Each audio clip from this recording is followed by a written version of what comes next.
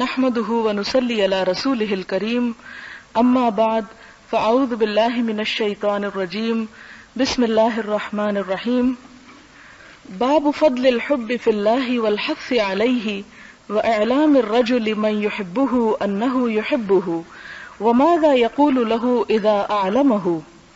حب فی اللہ کی فضیلت اور اس کی رغبت دلانا اور جس شخص سے محبت ہو اس کو بتانا اور اس کو بتانے کے وقت کیا کہا جائے. قال اللہ تعالی محمد الرسول اللہ والذین معه اشداء علی الکفار رحماء بینہم الى آخر السورہ.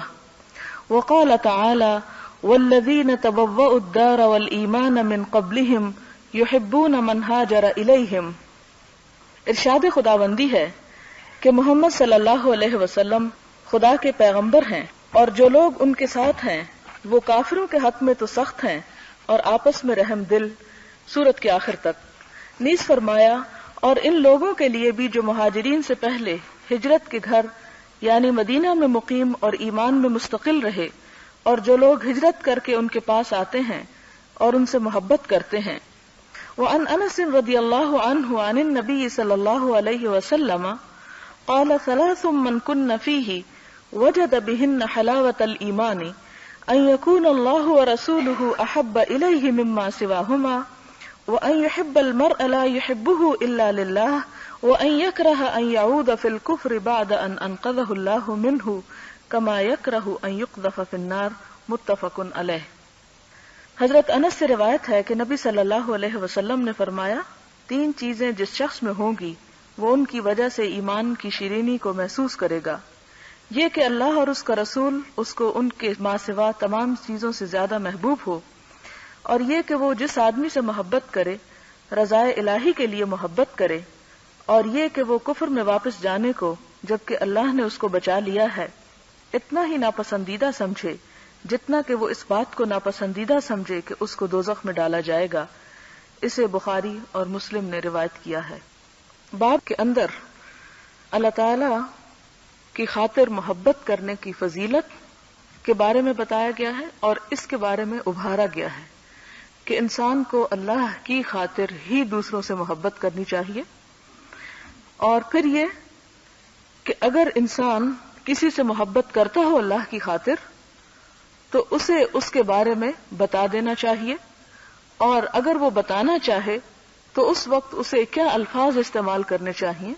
اور کیا طریقہ اختیار کرنا چاہیے. اور اس سلسلے میں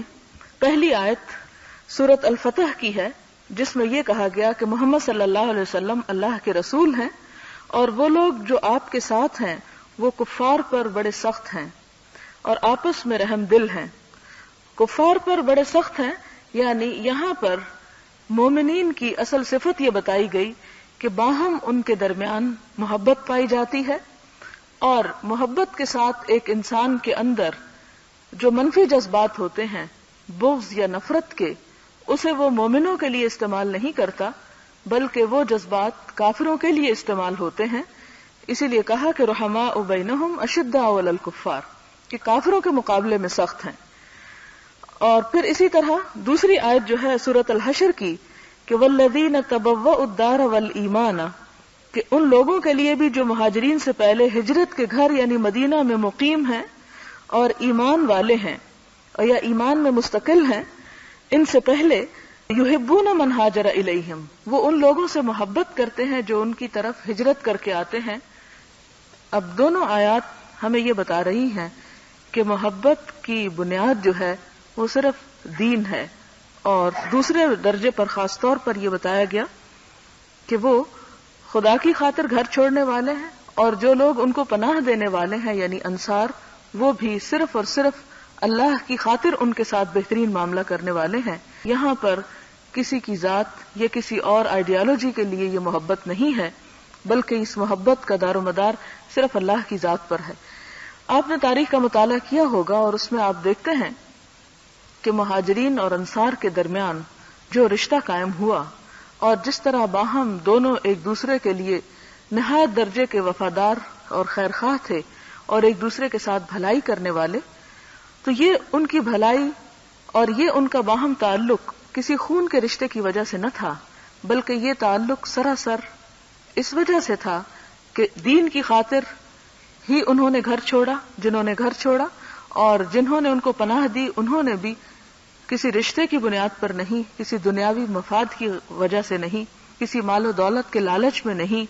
یا کوئی اور وجہ نہ تھی سوائے اس کے کہ یہ سب کچھ صرف اور صرف اللہ تعالیٰ کی ذات کی خاطر تھا اور اسلام کی تقویت کے لیے۔ اور یہ جو رشتہ باہم مواخات کا جسے کہا جاتا ہے، یہ رشتہ جب قائم ہوا تو اس کی انوکھی مثالیں تاریخ نے پیش کی، اور آسمان تلے یہ ایسی مثالیں تھیں جن کی اور کہیں پر مثال نہیں ملتی۔ اور وہ کس طرح کہ آپ دیکھتے ہیں حضرت عبد الرحمن بن عوف اور سعد بن ربیع کے درمیان یہ مواخات کا رشتہ جب قائم ہوا تو سعد بن ربیع نے ان سے یہ کہا کہ یہ میرا گھر ہے، اس کا آدھا تمہارے لیے، یہ میرا مال ہے اور یہ نصف تمہارے لیے، اور پھر ساتھ ہی یہ کہا کہ میری 2 بیویاں ہیں، تم ان میں سے جس کو چاہو اسے میں طلاق دیتا ہوں تاکہ تم اس سے نکاح بھی کر سکو۔ اور آپ دیکھتے ہیں کہ مہاجرین جب بہت سے مسلمان ایسے تھے کہ جو مدینہ گئے تو ان کی بیویاں کافر ہونے کی وجہ سے ان کے ساتھ نہیں گئی تھیں، اور ایک طرح سے ان کے رشتے ختم ہو گئے تھے، اور یہ بھی معلوم نہیں تھا کہ آئندہ چند ہی سالوں کے اندر دوبارہ مکہ فتح ہو جائے گا اور اسلام کو اتنی قوت نصیب ہوگی۔ لہذا جو کچھ وہ کر رہے تھے، جو کچھ وہ قربانیاں دے رہے تھے، وہ صرف اور صرف اللہ تعالیٰ ہی کی ذات کے لیے تھی، اور پناہ دینے والوں کو بھی کچھ خبر نہ تھی کہ ان کی یہ دی ہوئی پناہ جو ہے یہ انہیں کب تک دینی ہوگی اور کب تک انہیں یہ مشکلات برداشت کرنی ہوگی کہ اپنے مال اور اولاد اور ہر چیز میں دوسروں کو شریک کر لیا جائے۔ تو اس میں بھی ہم دیکھتے ہیں کہ جو آنے والے مہاجر تھے وہ بھی اس لیے نہیں آئے تھے کہ انہیں اپنے گھر میں کھانے کو نہیں ملتا تھا تو وہ گھر بار چھوڑ کر مدینہ میں جا بسے تاکہ دوسروں کے مال میں شریک ہو سکیں، وہ بھی اسی لیے آئے تھے تاکہ اسلام کو قوت نصیب ہو اور اسلام کی حفاظت ہو سکے، کیونکہ اب کفار مکہ اس مقام پر پہنچ چکے تھے کہ ان کی زندگی کا بھی خطرہ لاحق تھا، یعنی ان کی ذات بھی اور ان کی جان بھی ان کے ہاتھوں سے محفوظ نہ تھی، یعنی کفار مکہ کے ہاتھوں سے۔ تو ایسی صورت میں ہم دیکھتے ہیں کہ جب حضرت عبد الرحمن بن عوف کو اتنی بڑی آفر ہوتی ہے تو وہ یہ نہیں کہتے کہ ہاں ٹھیک ہے بہت شکریہ اور یہ سب کچھ قبول کر لیتے ہیں، بلکہ یہ کہتے ہیں کہ دلونی علی السوق، مجھے بازار کا رستہ دکھاؤ اور میں وہاں جاتا ہوں، میں کام کروں گا، تجارت کروں گا، اور اللہ تعالیٰ تمہارے مال اور تمہارے اہل و عیال اور گھر بار میں برکت پیدا کرے، اور ان کو دعا دیتے ہیں، اور اس کے بعد وہ بھی کام اور کوشش شروع کرتے ہیں۔ اور حضرت عبد الرحمن بن عوف کے بارے میں تو یہ جانتے ہیں کہ وہ یہ کہا کرتے تھے کہ اللہ تعالیٰ نے میرے مال میں اتنی برکت پیدا کی ہے کہ اگر میں پتھر بھی اٹھاتا ہوں تو اس کے نیچے سے سونا نکل آتا ہے، یعنی بے پناہ منافع ہوتا تھا انہیں اپنی تجارت میں، اور اس کی بھی وجہ شاید یہی تھی کہ ان کے اندر وہ اخلاص تھا اور وہ واقعی کچھ کرنے کی نیت رکھتے تھے، اسی وجہ سے انہوں نے سعد بن ربیع سے وہ ساری آفر جو تھی اس طرح قبول نہ کی۔ پھر جو پہلی حدیث ہم نے اس سلسلے کی پڑھی ہے اس میں ہم دیکھتے ہیں کہ آپ صلی اللہ علیہ وسلم نے فرمایا کہ 3 چیزیں جس شخص میں ہوں گی، اب وہ شخص کون ہے؟ وہ آپ بھی ہو سکتے ہیں، وہ کوئی بھی ہو سکتا ہے، ہم میں سے ہر ایک کو اپنا جائزہ لینا چاہیے کہ کیا ہم اس میں شامل ہو سکتے ہیں، کیا ہمارے اندر وہ صفت پائی جاتی ہے۔ 3 چیزیں جس شخص میں ہوں گی وہ ایمان کی حلاوت پالے گا، اسے اصل میں ایمان کا لطف آ جائے گا، اور وہ کیا ہے؟ نمبر 1 یہ کہ اللہ اور اس کا رسول اس کو ان دونوں کے سوا ہر چیز سے زیادہ پیارے ہوں، یعنی خدا اور رسول کی محبت ہر چیز کی محبت سے بڑھ کر ہو، جس دل میں یہ ہوگی وہ دراصل ایمان کا گھر ہوگا۔ نمبر 2 یہ کہ وہ جس انسان سے محبت کرے صرف اللہ کی خاطر محبت کرے، اس کے کسی عہدے کی وجہ سے نہیں، اس کے مال و دولت کی وجہ سے نہیں، اس کے دنیاوی جاہ و جلال کی وجہ سے نہیں، بلکہ صرف اور صرف اللہ کی خاطر۔ ایسی محبت جو ہے وہ انسان کو کبھی مایوس نہیں کرتی، ایسی محبت کا صلہ دنیا میں بھی ہے اور آخرت میں بھی۔ دنیا میں کیا کہ جس شخص کے اوپر آپ اعتماد خدا کی خاطر کرتے ہیں اور آپ اس کی ذات سے کچھ نہیں چاہتے سوائے اس کے کہ اس سے دوستی اور اس کی ملاقات سے آپ کے ایمان میں اضافہ ہوتا ہے یا آپ کے دین کو فائدہ پہنچتا ہے، تو یہ چیز انسان کے لیے دنیا کی زندگی میں بھی امن، اطمینان اور سکون کا باعث ہوتی ہے۔ اور اس کے ساتھ ہی یہ کہ جب انسان دنیا سے بھی چلا جائے تو ایسے دوست اپنے دوستوں کو اپنی دعاؤں میں اور اپنی خیر خواہی میں یاد رکھتے ہیں۔ اس سے پہلے بھی وہ مثال آپ کے سامنے ہے کہ حضرت خدیجہ جب فوت ہو گئی تو حضور صلی اللہ علیہ وسلم کو ان سے محبت تھی، صرف اس وجہ سے نہیں تھی کہ وہ آپ کی بیوی تھی. اور آپ دیکھتے ہیں کہ اس کے بعد بھی ایسا نہیں تھا کہ آپ کی شادی کہیں نہیں ہوئی تھی تو آپ اپنی گزشتہ بیوی کو یاد کرتے رہتے تھے. ان سے محبت کی ایک بڑی وجہ یہ تھی کہ وہ دین کی خاطر انہوں نے بہت بڑی قربانیاں دی تھیں.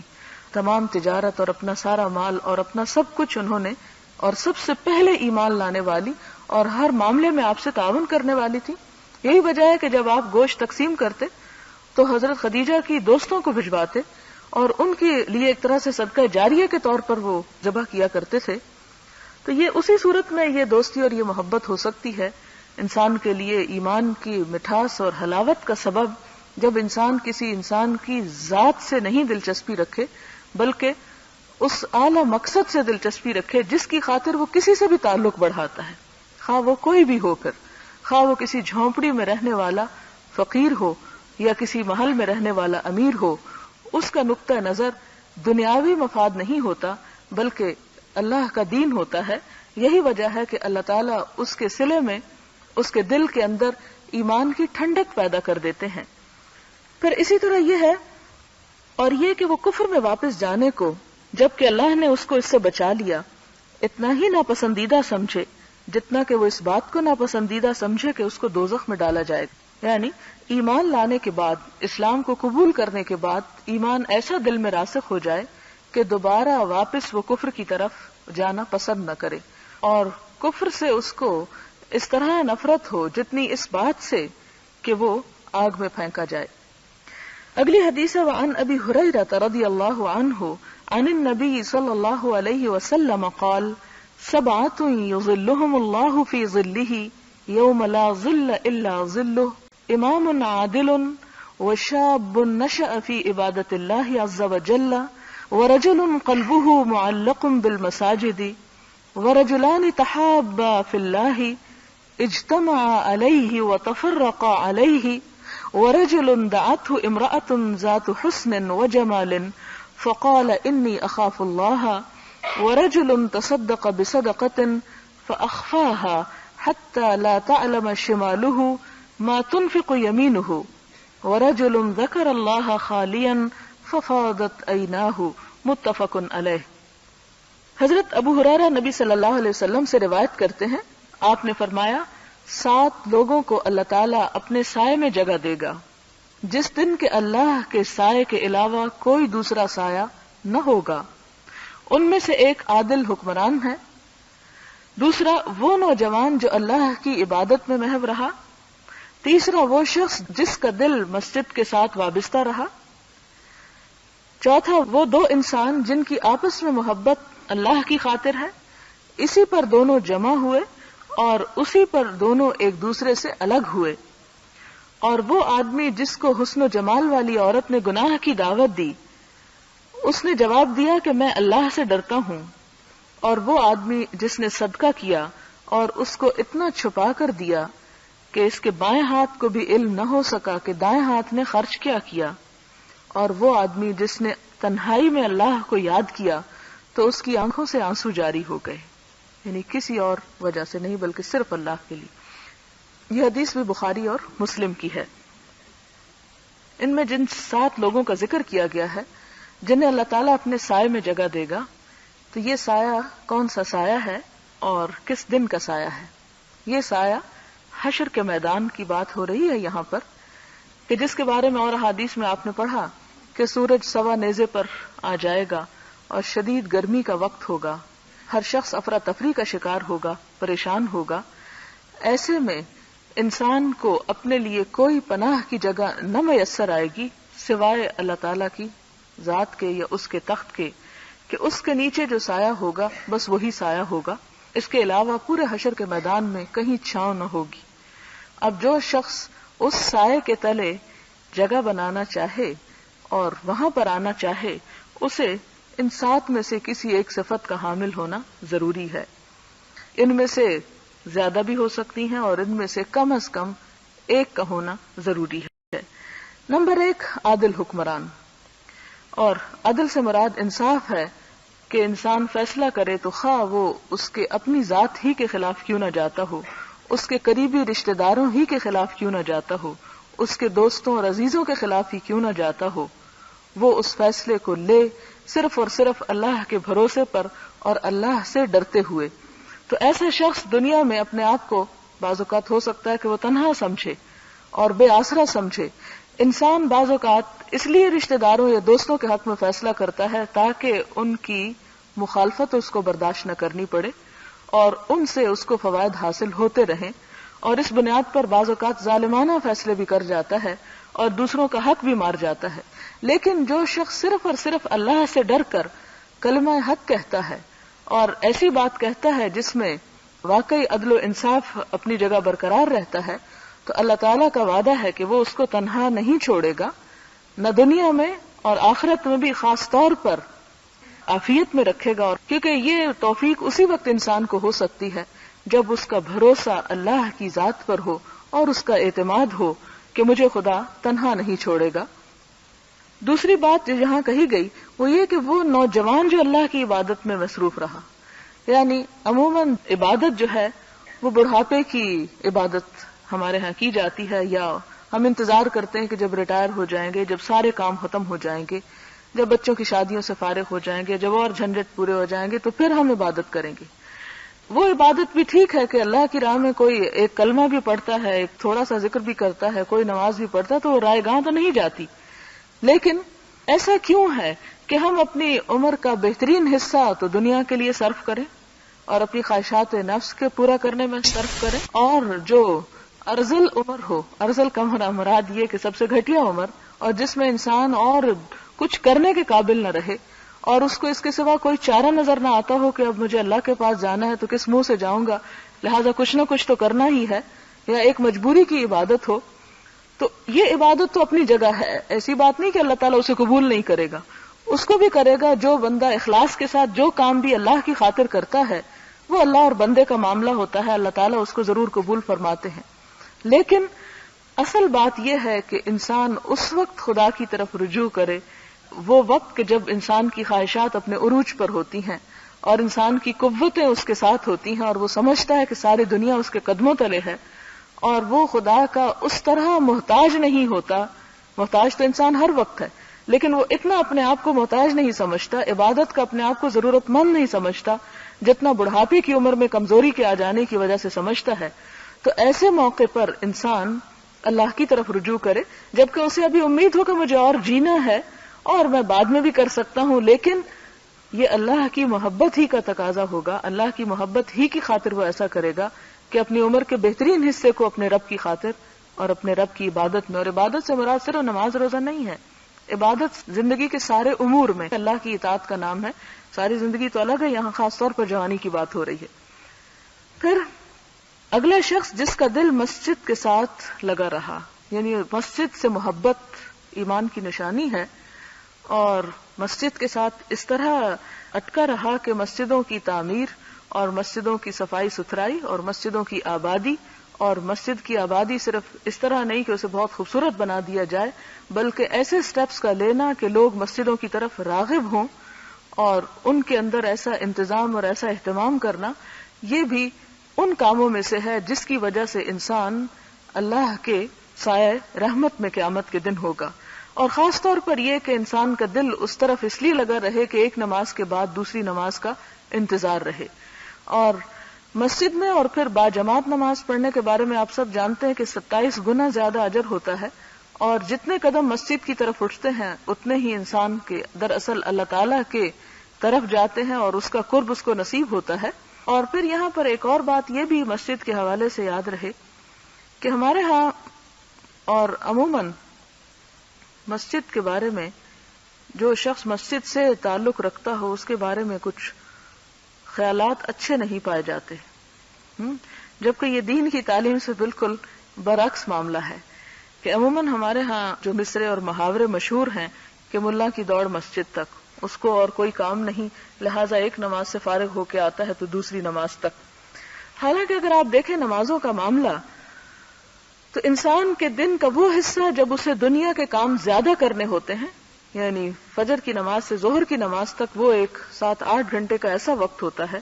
کہ جس میں انسان کو فارغ چھوڑ دیا گیا، کہ صبح اٹھنے کے بعد وہ اللہ کا ہلکا پھلکا ذکر کرے، یعنی 4 رکعت ہی تو ہے فجر کی نماز، اور مسجد میں تو انسان 2 رکعت ہی پڑھتا ہے، اس لیے کہ حضور صلی اللہ علیہ وسلم عموماً سنتیں گھر پر پڑھا کرتے تھے. تو ان 2 رکعتوں کو مسجد میں ادا کر کے آتا ہے، اور اس کے بعد دن کے 1، 1:30 یا 2 بجے تک آپ دیکھیں کہ جیسے آج کل بھی اگر فجر کی نماز جو ہے وہ 4 بجے ہو رہی ہے اور ظہر کی 1:30 2 بجے ہو رہی ہے، تو 4 سے 12 تک کتنے گھنٹے بنتے ہیں، اور پھر 12 سے 1:30 بجے تک تو 8-9 گھنٹے کا وقفہ بیچ میں آ جاتا ہے. اور یہ انسان آسانی کے ساتھ اس میں دن بھر کے جو کام اسے نپٹانا ہو وہ نپٹا سکتا ہے. زیادہ تر عبادت کا حصہ یہ مسجدوں میں آنے جانے کا یا نمازوں کا اس حصے میں رکھا گیا کہ جب انسان اپنے دنیا کے کام نپٹانے کے بعد ایک حد تک فارغ ہو جاتا ہے، اور پھر وہ ہلکے پھلکے دنیا کے کام بھی کرتا چلا جاتا ہے، اور اس کے ساتھ یہ کہ اللہ کو بھی یاد کرتا رہتا ہے تھوڑے تھوڑے وقفے کے بعد. اور یہی چیز انسان کی روحانی صحت کے لیے تو ہے ہی، اس کی جسمانی صحت کے لیے بھی بڑی ضروری ہے. آپ دیکھیں کہ وہ لوگ جو گھر میں نماز پڑھ لیتے ہیں، اس میں پہلی بات تو یہ کہ حضور صلی اللہ علیہ وسلم نے جو بشارت دی 27 درجے زیادہ اجر کی، اس سے محروم ہو جاتے ہیں. دوسری طرف وہ حضور صلی اللہ علیہ وسلم کے غضب کا شکار ہوتے ہیں کہ آپ نے ایک مرتبہ فرمایا کہ میرا دل چاہتا ہے کہ تکبیر ہو جائے اور میری جگہ امامت کوئی اور کرائے، اور میں ان گھروں کو جا کے آگ لگا دوں جس میں مرد گھروں میں نماز پڑھ رہے ہیں. پھر اس کے بعد آپ دیکھیں کہ تیسری بات جو نقصان انسان فزیکلی اٹھاتا ہے وہ یہ کہ ہمارے ہاں عموماً مردوں کو ہارٹ اٹیکس زیادہ ہوتے ہیں، اور اس کی وجہ یہ ہوتی ہے کہ لمبے عرصے تک بیٹھ کے کام کرتے ہیں جیسے دفتروں میں یا اور اسی طرح، تو وہ ایک ایکسرسائز کی سی وہ کیفیت باقی نہیں رہتی. ایک مرد جس کو مسجد جانے کے لیے 5 وقت دن میں حکم ہے، آپ دیکھیں گے کہ اگر گھر سے مسجد 5 منٹ کے بھی فاصلے پر ہے تو 5 منٹ جانے میں اور 5 منٹ آنے میں تو 10 منٹ کیا ہو گئے، ایک نماز کے لیے وقت اس کو واک کا مل گیا. 5 نمازوں کے لیے آپ دیکھیں 50 منٹ کی اس کی واک بغیر کسی لمبے تردد اور بغیر کسی اس کے بہت بڑا ایک ہی وقت نکالے، اس کے لیے آسانی کے ساتھ وہ موقع میسر آ جاتا ہے. یہاں انسان کو صرف یہ نہیں کہ روحانی فائدہ ہوتا ہے بلکہ اس کو اپنا جسمانی اور صحت کا فائدہ بھی اس میں شامل ہے. اور پھر اس کے علاوہ بھی آپ مسجد کے بے شمار فائدوں پہ تو کتابیں لکھی گئی ہیں کہ انسان وہاں جا کر اسلام دراصل مسجد کی عبادت اور مسجد میں جمع ہونے کی پابندی کی وجہ سے کیا چاہتا ہے، معاشرے کے اندر اصلاح اور فلاح اور بھلائی. لیکن ہماری تو مسجدیں ہی ویران ہو کر رہ گئیں، اور اس کی بہت سی وجوہات ہیں. اور صبح اس لیے کہ نیند پیچھا نہیں چھوڑتی، اور دوپہر اور عصر کو بھی ہم آرام کرنا چاہتے ہیں، اور مغرب کو ہمارے کچھ اور شغل ہوتے ہیں، اور عشاء کو ہمیں ظاہر ہے کہ کچھ انٹرٹینمنٹ چاہیے، ٹی وی کے آگے بیٹھنا ہے، کوئی ڈرامہ وغیرہ دیکھنا ہے، تو اس کے لیے پھر وقت ہی باقی نہیں بچتا. تو اللہ تعالیٰ قرآن پاک میں فرماتے ہیں کہ انما یأمر مساجد اللہ من آمن باللہ والیوم الآخر، اللہ کی مسجدوں کو وہی آباد کرتے ہیں جو اللہ اور یوم آخرت پر ایمان رکھتے ہیں. تو اگر ہمارے ہاتھوں ہماری مسجدیں ویران ہو رہی ہیں تو پھر ہمیں اپنے ایمان کا بھی جائزہ لینا چاہیے کہ وہ کس حد تک ہے. بہرحال اس شخص کو قیامت کے دن اللہ تعالیٰ کی رحمت کے سائے تلے رکھا جائے گا کہ رجل قلبہ معلق بالمساجد، کہ جس کا دل مسجدوں سے معلق رہا، یعنی مسجدیں اس کی محبت کا محور رہیں، اس سے انہیں خصوصی دلچسپی ہوئی. اور مسجد سجدہ گاہ ہے، اللہ کی عبادت کی جگہ ہے، تو اس میں پھر وہ جگہیں بھی شامل ہو جاتی ہیں جہاں اللہ کا نام بلند کیا جاتا ہے، جہاں اللہ کا دین سیکھا سکھایا جاتا ہے. ایسی جگہوں سے محبت بھی انسان کی ایمان کی علامت ہے. وَرَجُلَانِ تَحَابَّا فِي اللَّهِ، اور وہ 2 لوگ جو اللہ کی خاطر محبت کرتے ہیں. اب اس کی تفسیر تھوڑی سی بتا دی گئی کہ وہ کیسے ہوتی ہے. اجتمع علیہ، اسی کی محبت میں اکٹھے ہوتے ہیں، وَتَفَرَّقَ علیہ، اور اسی کی محبت میں جدا ہوتے ہیں. انہیں اکٹھا کرنے والی چیز اور انہیں الگ، تفرقہ یعنی جدائی، وہ جدائی اور محبت دونوں کی وجہ اللہ کی ذات. اب یہ تو سمجھ میں آتا ہے کہ اکٹھے ہوتے ہیں اسی کی وجہ سے، تو جدا ہوتے ہیں اس کے نام پہ یہ کیسے ہو گیا، یا اس کا کیا مطلب ہے. آپ دیکھیں کہ جہاں بھی انسانی تعلقات ہوتے ہیں وہاں دونوں چیزیں ہوتی ہیں، اکٹھا ہونا بھی اور ایک دوسرے سے الگ ہو جانا. اور الگ ہونے کے کئی اسباب ہوتے ہیں، اور ان اسباب میں ایک سبب یہ بھی ہوتا ہے کہ انسان ایک دوسرے سے ناراض ہو جائے بلا وجہ میں، یا دنیا کے چھوٹے موٹے مفاد کے نقصان میں انسان ایک دوسرے سے الگ ہو جائے. فرمایا کہ نہیں، جو اللہ کی خاطر محبت کرتے ہیں وہ ایسے چیزوں کو درمیان میں آڑے لا کر ایک دوسرے سے جدا نہیں ہوتے، وہ اللہ ہی کی خاطر جدا ہوتے ہیں. اور اللہ کی خاطر جدا ہونے کا مطلب یہ ہے کہ اللہ کی اطاعت میں انہیں اگر کوئی کام کرنا ہوتا ہے تو پھر وہ اس لیے نہیں کہ چونکہ ہم اللہ کی خاطر محبت کرتے ہیں اس لیے ہمیں اکٹھے ہی رہنا ہے اور اب ہم الگ نہیں ہو سکتے. اب مثال کے طور پر آپ دیکھیں کہ حضور صلی اللہ علیہ وسلم کے زمانے میں جس طرح صحابہ کرام کو جہاد پر بھیجا جاتا تھا اور ایک وقت میں بعض اوقات کئی ایک مہمات ہوتی تھی, کوئی کہیں بھیجے جا رہے ہیں, کوئی کہیں بھیجے جا رہے ہیں, تو اب یہ ان لوگوں کا آپ صلی اللہ علیہ وسلم سے محبت یہ کسی سے بھی چھپی ہوئی بات نہیں. جتنی صحابہ کرام کو حضور صلی اللہ علیہ وسلم سے محبت تھی ہمیں تو اس کا 10واں حصہ بھی نصیب نہیں ہوا. اسی لیے تو ابو سفیان نے ہرقل کے دربار میں کہا تھا کہ محبت کا وہ انداز جتنا اس کے ساتھ ہی اس کو چاہتے ہیں اتنا کسی بادشاہ سے محبت کرتے ہوئے لوگوں کو نہیں دیکھا گیا, کہ جو اس پہ اپنی جان نچھاور کرتے ہیں اور جب وہ وضو کرتا ہے تو اس کے پانی کو جھپٹ جھپٹ کے اپنے اوپر ڈالتے ہیں برکت کی خاطر, اور اگر کسی چیز کی طرف وہ اشارہ بھی کر دے تو اس پر بھی قربان ہونے کو تیار ہو جاتے ہیں. صحابہ کرام اگر یہ کرتے جب حضور صلی اللہ علیہ وسلم انہیں غزوات پر بھیجنے یعنی مختلف مہمات پہ بھیجنے لگتے کہ نہیں اللہ کے رسول صلی اللہ علیہ وسلم ہم آپ کی جدائی برداشت نہیں کر سکتے, ہم تو آپ کے پاس ہی رہنا چاہتے ہیں اور ہم کہیں اور نہیں جائیں گے, اور پھر ساتھ اس میں نافرمانی آ جاتی تو یہ تو کوئی محبت نہیں ہوئی. اللہ ہی کی خاطر جدا ہوتے ہیں مراد یہ ہے کہ اللہ کا جب حکم آتا ہے تو اس حکم کی تعمیل میں اگر انہیں ایک جگہ سے الگ ہونا پڑے تو اس میں بھی وہ کوئی کوتاہی نہیں کرتے. اور اس سے مراد بھی کیا ہے, دراصل دین کا فائدہ, یعنی دین کے فائدے میں ہی ان کا اکٹھا ہونا اور دین کے فائدے میں ہی ان کا جدا ہونا ہے. اس کی مزید اللہ سے محبت کے جو طریقے ہیں یا اس کی جو حالت ہے وہ اگلی احادیث میں بھی آئے گی, میں ساتھ وہاں وضاحت کروں گی. یہاں پر محبت کا ایک پرتو بتایا گیا کہ وہ کیسی محبت ہوتی ہے. اور یہاں ایک اور بات بھی چلتے چلتے آپ ذہن میں دوبارہ دہرا لیں, اگرچہ میں بتا بھی چکی ہوں پچھلے ابواب میں, کہ اللہ کی خاطر جب انسان کسی سے محبت کرتا ہے تو اس مجلس میں اور اس اجتماع میں اور اس ملاقات میں پھر اللہ کا ذکر ضرور ہوتا ہے,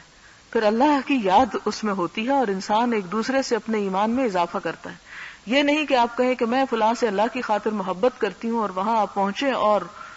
دنیا بھر کی باتیں کر کے اٹھائیں اور خدا کا کہیں نام نشان نہ ہو بیچ میں, نہ کسی گفتگو میں نہ کسی ذکر میں, تو یہ سوائے اپنے آپ کو دھوکہ دینے کے اور کچھ نہیں. جہاں خدا کی محبت ہوگی اس انسان سے ملتے ہی, اس سے ملاقات ہوتے ہی, اور جس سے کہا کہ بہترین دوست وہ ہے جسے دیکھتے ہی خدا یاد آ جائے. تو اگر کوئی دوستی ایسی ہے کہ وہاں خدا تو یاد نہ آئے اور اپنی ذات بیچ میں رہے یا اپنے دکھ درد انسان سناتا رہے, یا یہ کہ انسان اپنی دلچسپی کی باتیں کرتا رہے, دنیا بھر کے قصے سناتا رہے, لیکن خدا کا کوئی ذکر اس میں نہ ہو, تو ایسی محبت پھر خدا کی خاطر محبت نہیں, وہ تو پھر دنیاوی مقاصد کی خاطر محبت ہے, یا اپنے ذات یا اپنے بت کو پوجنے والی بات ہے. یعنی انسان اپنے آپ کو کس طرح جج کرے کہ کسی بھی انسان سے اس کا جو تعلق ہے وہ کس بنیاد پر ہے, تو اس میں یہ دیکھے کہ جب اس سے ملاقات ہوتی ہے تو کیا گفتگو ہوتی ہے, اس مجلس میں انسان کے ایمان میں کتنا اضافہ ہوتا ہے اور کتنا اس میں نقصان ہوتا ہے. کیونکہ جو خدا کی خاطر جس سے محبت نہیں ہوگی وہاں بیٹھ کے سوائے غیبت چغلی کے اور کیا ہوگا, وہ مجلسیں پھر مردود ہی ہوں گی کہ جس میں خدا کی ناراضگی کے اسباب ہوں. وَرَجُلٌ دَعَتْهُ امْرَأَةٌ ذَاتُ حُسْنٍ وَجَمَالٍ, اور ایسی عورت جو حسن و جمال والی ہو وہ کسی ایسے شخص کو گناہ کی دعوت دے, یعنی کسی مرد کو, تو وہ جواب میں کہے کہ میں تو اللہ سے ڈرتا ہوں. کہ ایک عورت خود اپنے آپ کو پیش کرے کسی برائی کے لیے, لیکن مرد جس کا پھسلنا عورت کے ہاتھوں بہت آسان ہے, اور جس کے بارے میں حضور صلی اللہ علیہ وسلم نے بھی خبردار کیا کہ میں نے عورتوں سے بڑھ کر مردوں کے لیے کوئی چیز فتنے کا سبب نہیں دیکھی. کہ ایک عورت جتنی کسی مرد کے لیے فتنے کا سبب ہو سکتی ہے, اس سے بڑھ کر کوئی چیز فتنے والی نہیں. تو اگر وہ فتنہ اس کے سامنے آئے تو وہ صرف اس سے منہ اس لیے موڑ لے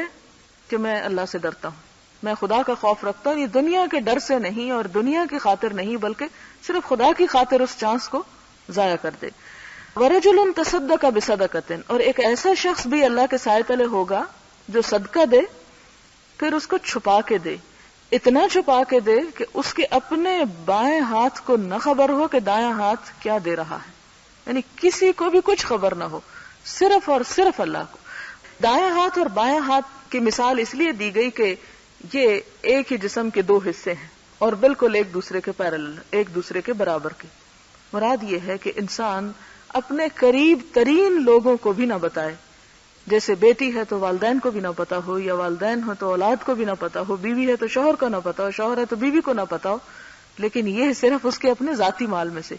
یہ نہیں کہ انسان شوہر کے مال میں سے یا والدین کے مال میں سے نکال کے دے رہا ہے اور ان کو خبر بھی نہیں ہو رہی، تو یہ چیز اس میں نہیں آئے گی۔ مراد یہ کہ جو انسان کا اپنا ذاتی مال ہے اس کو اپنی ذات پہ لگانے کے لیے مل چکا ہے اور اس کے نام ہے، تو اس میں سے اگر وہ خدا کی خاطر کچھ بھی کرتا ہے تو جتنا چھپا کے دے گا اتنا ہی اللہ تعالیٰ کے نزدیک زیادہ پسندیدہ ہوگا، اور خدا کی محبت اتنی ہی یاد کر آئے گی کہ یہ وہ شخص ہے جو صرف میری خاطر دے رہا ہے۔